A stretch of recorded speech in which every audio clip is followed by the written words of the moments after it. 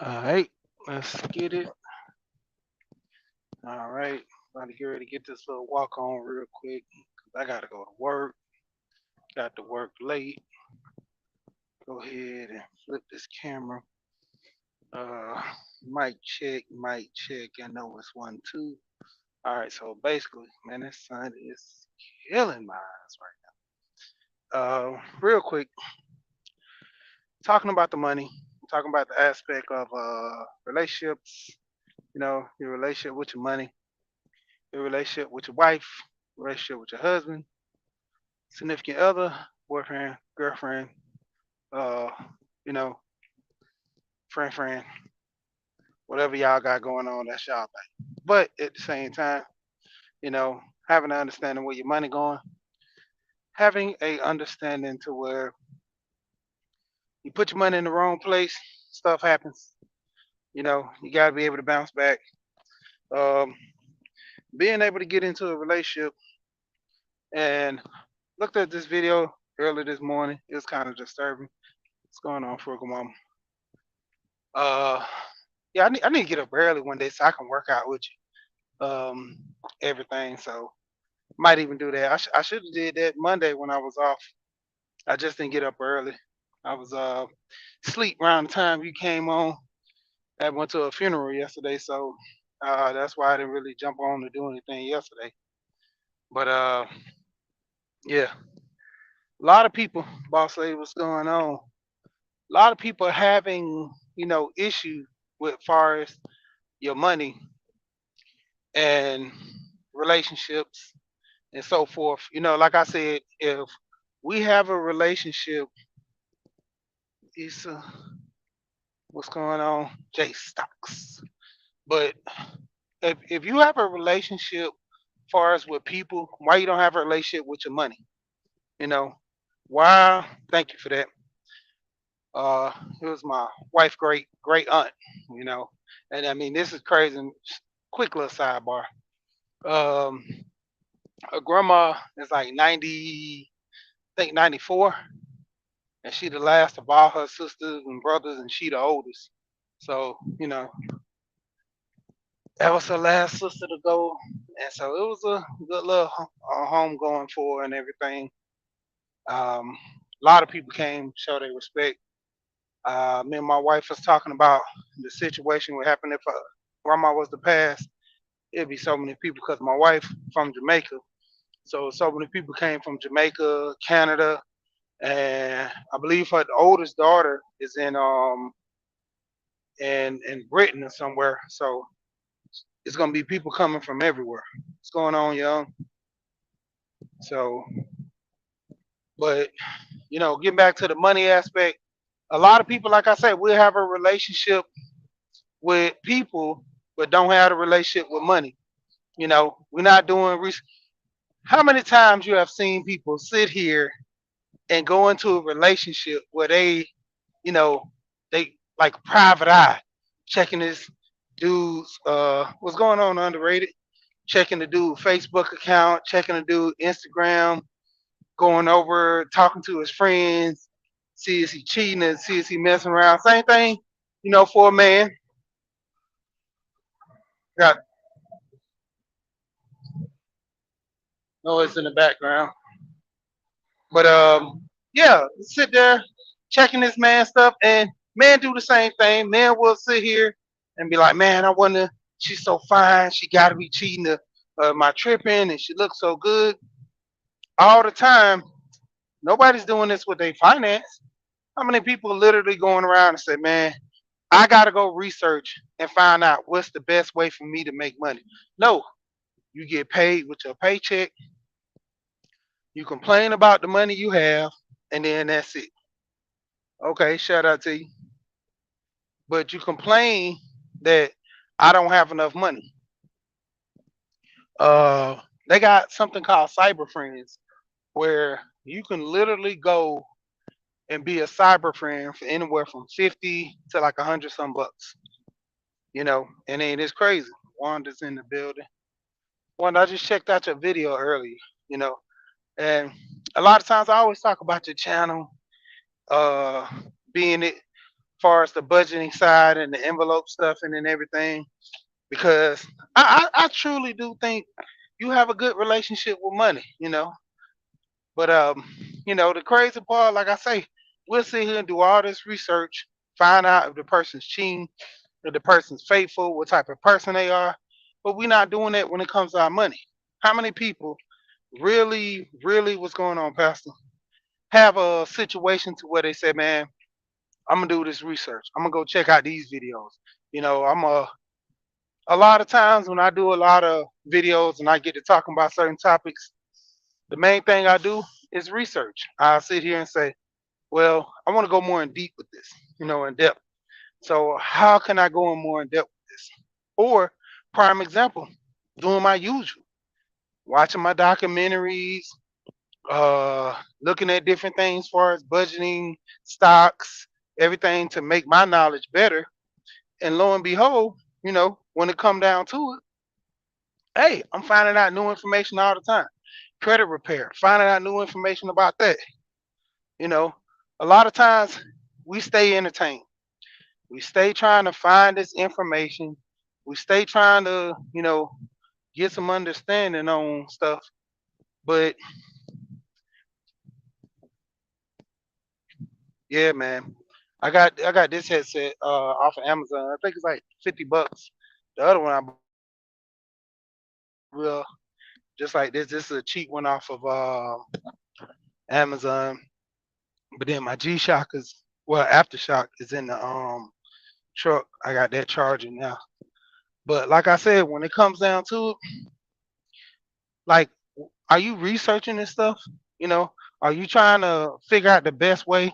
I was just talking to my wife yesterday when we was driving back and telling her, different little ways that we can start saving more money, cut back on spending on certain things. Because I mean, for right now, the grocery bill is getting crazy. The kids are home and they is going through snacks, you know, got them out here like, hey, you need to start cooking. You ain't gonna be eating snacks all day. One of my sons, if it was up to him, he'll eat cereal, chicken nuggets, and French fries all day. That's it. That is it. He don't want to learn how to cook. He one of the ones that's gonna be like, oh, I need a woman. I need a woman because I can't do it. What's going on to me? But it comes a time to where, like when I was young, I learned how to cook. You know, but that was my whole thing. What the old saying, Rome was not built in a day. It's gonna take time for you to learn this stuff. It's gonna take time for you to focus on your finances and make the best decisions that can, garner more money in the future. Like I was talking to my wife about investing in some of the stocks I do and my life insurance. I was like, the life insurance I have, I don't know if I told the story a lot about people, but my wife, she never knew I had three policies. She always knew I had one. And so I was going over, I think, with Alonzo, and I was going into detail. By that, I came in the room, and then I got to talking from Alonzo to my cousin, and she just so happened to walk in. I was like, "Yeah, man, I got such and such much amount in life insurance." It's like somebody just kicked open the door. What? And so uh, she was like, "Oh, wonder why a lot of times I be seeing a lot of money coming out your account, because I ain't know, like, I'm like, yeah. And I'm like, you weren't supposed to know that because I don't want you to put a hit out on me or anything. But like I said, the thing of it is, I was telling her it's long term. A lot of people don't play the long term game, they play the short term game. You know, the thing is, um, with stocks, a lot of times people want to get this hot penny stock. They looked at Wolf of Wall Street and want to get this hot penny stock. Why not go ahead and get some ETFs? If anything, go into fractional shares, until you can get a whole, unit or something like that. But do your homework. How many people are really, taking the time and doing this stuff? Shay, what's going on, Senior? But it's like how we even getting to a point to where we can even get ourselves understanding that, hey, far as the stocks that we have, far as anything, we got to do the homework. What is this? Nafita? How's it going? What's going on? Okay, everybody checking in. Yeah, but I mean, this the whole thing. As far as when it comes down to us buying stocks, learning about money, anything, we got to do our research. We got to play the long term game. Like I was telling my wife, that money I got in that life insurance, I got uh I got actually all three. I got a term. I got I think it's a 30-year term. I got two whole lives. Well, one of the whole life is a universal whole life, and that universal whole life grows off the S&P 500. So a lot of times, people, when you look at the S&P, okay, Bronze in here. I ain't see. Oh, there you go. I ain't see him pull up. What's going on? But a lot of times with the S&P 500, it's up and down. When every time you have a good stock, they'll trade it. I mean, a bad stock, they'll trade it out, put a good one in its place. But over time, it kind of remains consistent to keep growing. And the thing about the universal, you might have to hit Lonzo with this, because when your money grows with the S&P 500, when the stock is doing bad, you don't lose money. It remains the same. You know. And so a lot of times people will sit here and just don't know, so they rather not put their money and invest in something. But that's the whole thing of doing research. Like I say, I can get on here right now on my timeline. I can see plenty of videos, watch a lot of O'Shea, Duke Jackson, all his stuff, because it pops up. I've been subbed to him for years, you know even before I knew the Manosphere, whatever those guys, everything, always. Erica Williams, the Classy Climb. I'm always over there looking at her. Been on her channel for say some years too. You know, every time, like, shout out to Kane the God. Me and Kane the God was talking. I was telling him, I said, man, when I first got introduced to YouTube, I would always only come on here just to find car videos to fix my car, fix something around my house. That's it. All the other stuff, finance, I didn't listen to hardly none of it, because majority of the time I would get into a video and they say something wrong or stupid and I knew it was wrong, and I go look it up on YouTube and I'm like, heck no. Why would I invest my time into, this information knowing that it's wrong? But like I said, it's just a lot of times, you know, we just don't do no research. So a lot of times we get caught in a situation to where at the end of the day we lost. And I was just listening to Marty earlier, and I was laughing at that because he was like, age doesn't equal that you're right, your wisdom. And I said that a lot of times it's a lot of older people, not shooting a lot of older people in the foot, but a lot of times they just don't know. Like, there are situations to where you didn't grow up in this type of environment, but instead of you sitting back and trying to get some understanding, you want to throw the age card in and say, well, I done been around before. The thing is, I will listen to my elders all the time. I'm listening to learn. I'm not listening to react and tell you I'm smarter than you, because my thing is this: I can only help you if you want to be helped. So if you saying something wrong and I try to guide you and you tell me I don't know what I'm talking about, cool, I'm backing off, because at the end of the day, I'm gonna do my research. I'm not going, like a lot of times I talk to different people, even with this finance stuff. I don't go in depth into everything because I don't know everything. I don't try to be a guru of this because, once again, I don't know everything. But what I do know is what I research. What I do know is the things that I look up and that's the only thing I present. I'm not gonna tell you how to invest in stock and make the right decision every single time because point blank, nobody's gonna give you that. Everybody who try to give you these courses on picking the best stocks, they line the automate system to where you have AI picking stocks. That's a bunch of bull crap because far as with the economy, it's ever changing. At one point, tissue was a hot commodity a couple years back. Now, look at it. People just go walk in the store and buy tissue. I mean, not even a couple of years, like every so often. When people want to go through this whole craze, tissue and water always be the first thing to go. Generators, every so often. When they have storms, biggest sales on generator. A lot of people buy all those generators. Storm don't knock a lot of stuff out. They bring them back to the store. Hell, I still got my generator. You know, the whole thing is, if anything was to happen, I try to be more prepared for everything. Any disaster. I gotta restock my food because my deep freezer had went out. I had an upright deep freezer, keep all my meat in there. I had a shortage in the cord, and I was so mad, man.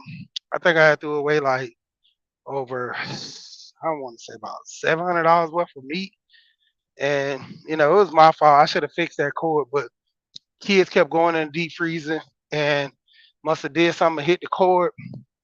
All that meat rotted. I'm talking about everybody who know how much oxtails cost. I had 3 packs of oxtails in there. You talking about somebody mad? Man, I want to cry. Oxtails are expensive. But that's the thing though. Figuring out where you stand with your money and going for, your next move. Because it's one thing. Prime example, I know somebody we was talking the other day. I want to get too much detail, but let's say basically the person had a position to where they was able to make a good little amount of money and not spend as much. And so they accrued within 3 to 4 years, like I want to say $500,000 within 3 to 4 years. And when they went to thought that they was gonna be balling, inflation ate all that up. I'm talking about when they first started 2 years ago or 3 years ago, gas was like probably 250. Jump 3 years later, gas is 425. You know, and loaf of bread, $1.50. Now 280. So inflation cut that $500,000 to basically it was only like 280 300,000 almost. Everything else, even though you save the money, it's cool. I mean, 100%. You got a lot of money saved. But what good is the money if you got it in an account and you're not getting a return on your investment? I mean, factually speaking, the banks are not giving you a good return on your money by keeping it in the savings. Investing in some type of mutual fund, like I say, do your research. And I ain't. Well, let me say this because you do have people that I'm not saying in the audience, but people might listen to this on the replay. I gotta do my hold on, flip my paper, do my script, flip it. I am not a financial advisor. Blah blah blah blah. Look, I shouldn't have to tell you this. And the whole thing, when it comes down to it, I'm just a guy on YouTube, just like the people are looking at, YouTube. If you foolishly go buy something or invest in something without doing your own research, you're a fool. I mean, same thing about this Bitcoin stuff. Bitcoin was a cool thing to invest in. A lot of people don't know what Bitcoin is. They just know a lot of people are making money. Nobody researched, threw all their money into it. And it was, got to a point, sometimes they had a pump and dump scheme. They would get so many people to invest and the big holders to take their money out. Then you stuck and lost with all your money gone. Don't know what happened. Don't know how to get it back. Don't know how to convert your money. from digitally back to cash, so you screwed. You know, a lot of times you put that stuff in there, it's gone. You know, a lot of times it's gone. Fatherly was going. I haven't seen you before, but when it comes down to it, like I said, we have a situation to where a lot of people don't do any research but know everything. You know, they don't want to sit here and figure out. Stretch. About to get ready to cut it out. Yeah, they don't want to do any research, and the first thing they always, come to the conclusion of, a lot of people steering them wrong. A lot of people, not this and that, but it's the advice that you pick. You got to sit here, do your research, do your homework, have an understanding. We can look at videos to entertain us all day, and this is always my biggest thing that I say about that life insurance. You're gonna get old, and I say this on a lot of panels, and people's laughing. Hey, we don't want fish fries and GoFundmes. One great thing that my great grandma always told me was never be a burden to anybody. Everybody in the family, the younger generation, they falling out big time. But as far as me, one of my other brothers, and a couple of other family members, we all got life insurance. Now the younger generation, my little cousins, even my older cousin, he don't have life insurance, but he's using his 401k as his, was IRA. You turn converted to an IRA, but he using his IRA as life insurance. So if anything happens, he's married, his wife will take the money out of there and do what needs to be done. But the process on getting that money, she might have to pay and then get the money later. And see, that's the biggest thing, making things easy for everybody. When it comes down to it, I told my wife I'm paying for my own funeral because I'm gonna have things set up to where I'm gonna get cremated. I don't want an open casket. I'm getting cremated. I'm gonna have it to where the church or wherever I want to have my service is gonna be paid for. All that. I want her to take that money and enjoy it. And everybody know, y'all too, that I told her if she don't buy my apartments, I'm gonna come back and I'm a hunter because she should have enough money set aside to get into those apartments and do just retire.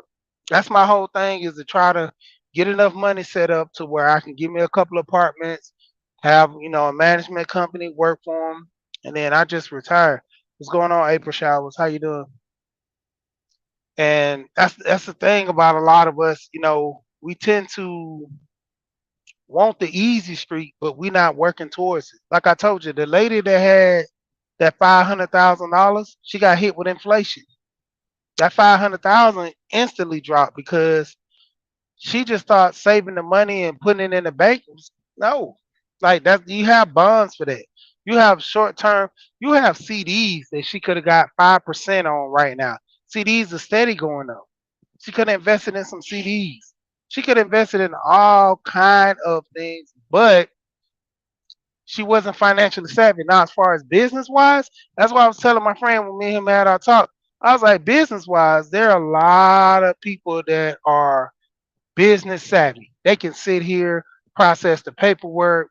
They can sit here, garner all kind of information and be good use. But far as financially business savvy, knowing how to properly invest your money, they don't know that. They just book smarts. I can go in here and I can tell you how to do a procedure as a doctor. I can go in here and I can teach you this mathematical terms. Believe it or not, you have accountants that don't even know how to do work outside of work. And generally, let me rephrase. Well, I mean, I said what I said, but you have accountants that can work for other people but can't work for themselves. Like, honestly, I seen a therapist and I seen a doctor. The doctor, I'm gonna start off with this doctor first. She was, we was moving. I was moving the doctor one time, and she had expressed to my friend that the cigarettes was gonna kill him you know, and he can't smoke in the house. He gotta smoke down the end of her driveway because she don't want the smoke coming in her house, and she want him to, do certain things.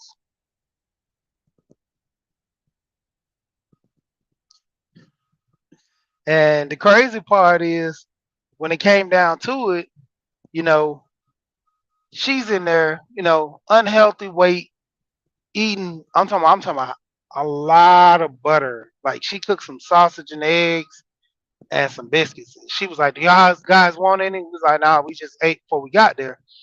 But the way how much butter she put, I'm talking about, she had butter. Like she cooked the sausage with egg. I mean, she cooked the sausage with butter all in there. I'm like, it produces its own, grease. Why would you be cooking it with like, it's just on top? But he was like looking at her like, you getting on me about my cigarettes, but then your lungs are gonna be killed. I mean, my lungs, but then your cholesterol is gonna be high with all that butter you use. Okay, what's going on, man? I see you was live. I was like, dang, man. I was like, man, I don't want to go live. 'Cause I want to get over there and see what you're talking about. I caught your pre-record this morning, but yeah, man. And then going into the account, somebody I was talking to about this person that's an accountant, and this person like went to school, graduated, know they stuff. I'm talking about top of the line, good. Far as in the job, helping people, and then you look at their finance shambles, and I'm like, how you sit here and you can work and do this stuff for other people, but you can't do it for yourself? Like that's my biggest thing. Like, how can tell me how to structure my account, pay my bills on time, do all this stuff, but you can't do this for yourself? I know a therapist the same way. I seen on man, my wife is looking at what's the channels where they have where the people, hey, no problem, K man. You always, hey, your name. I like the business talk because it says itself. You're branding yourself around your name. You know, and that's always a big thing. Having basically what you're talking about in the description. So I shouldn't have no other clue but when I come to the channel is to discuss business. But it was one of those hoarders. I think, yeah, it was hoarders. So this lady, she was a psychiatrist and a counselor and all that, but she was a hoarder. She literally got to the point where she did not wash her clothes. She would buy new clothes. She had bags and bags of dirty clothes, and it was certain outfits that she really liked. She take it to the dry cleaners. Other than that, that's it. Like even the underwear, socks, all that stuff, she'll buy new. She had enough money. It was like so cheap to her. She bought it new, and it was crazy. It got to a point to where, her son came in and was like, I can't take it no more." He's like, after dad passed, you went on this downhill spiral. You stopped cooking, stopped cleaning. Like she would eat out. She had bags of Tupperware. So what she would do is when she eat out, she'd rinse the stuff out, not clean, but rinse it out, put it in a grocery bag, and stick it in the corner.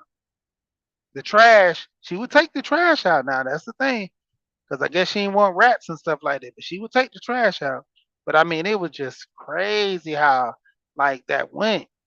And I'm like, you're a therapist. You're like you encourage people. You're a psychiatrist. You try to deal with people emotionally and understand and fix things like this. But get that light out y'all face. But why are you doing this to yourself? And it got me to a point where I was like, man, this is rough. You know, people are, going through these things. All right, Wanda, about to get ready to jump off myself too.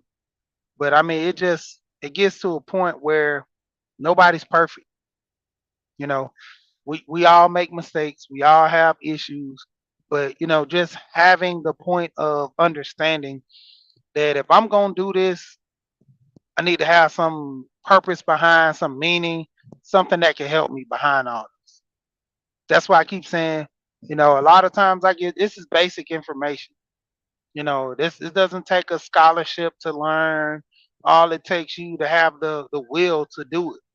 You know, it takes you to be in a position to say, man, I don't want to keep living like this. I want my finance to get better. I want my household to be better.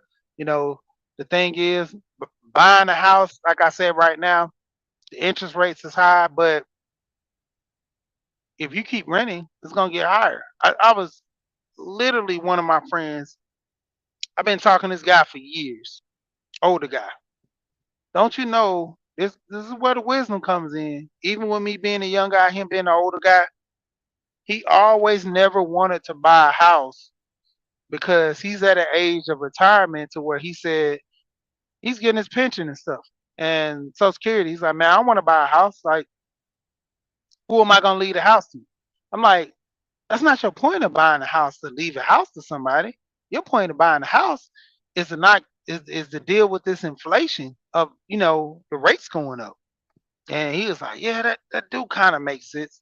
I'm like, the point is, if you buy this house and it don't go up, you good. But if you don't buy the house and the rates keep going up, when he first moved into his house, I think it was 9 years ago. He just moved out last month. He sit there and said that he was paying about 975, almost $1,000, I think. And when he moved out, he was paying like 16, I think 1650 or 1675, round in there. I'm like, dude, within 9 years, going on almost 10 years, you actually see this guy. What? That's about close to $700. And I'm like, man, if you would have been having your own house, that money would have been going into your house.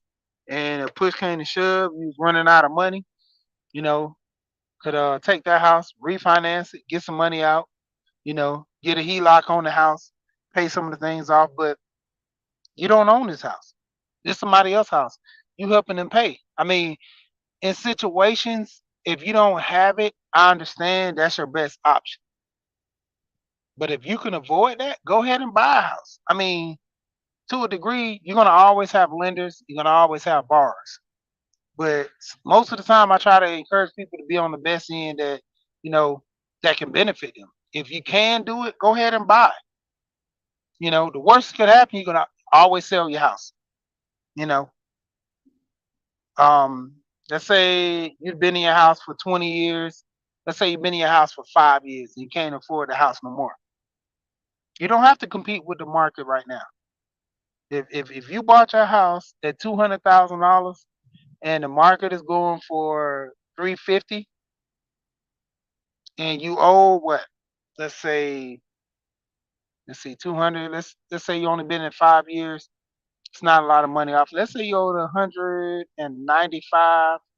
Yeah, about 195,000. Because I mean, basically, you've been in it 5 years. Honestly, you got less than $5,000 you put into your house in most cases. Every month they take in. Let's say you have a $700 mortgage. Out of that $700, they taking almost 600 and putting towards the interest, and 100 towards the principal. In most cases, 75 to $60 towards the principal. So within 5 years, you're not paying that much money because what, $60 a month?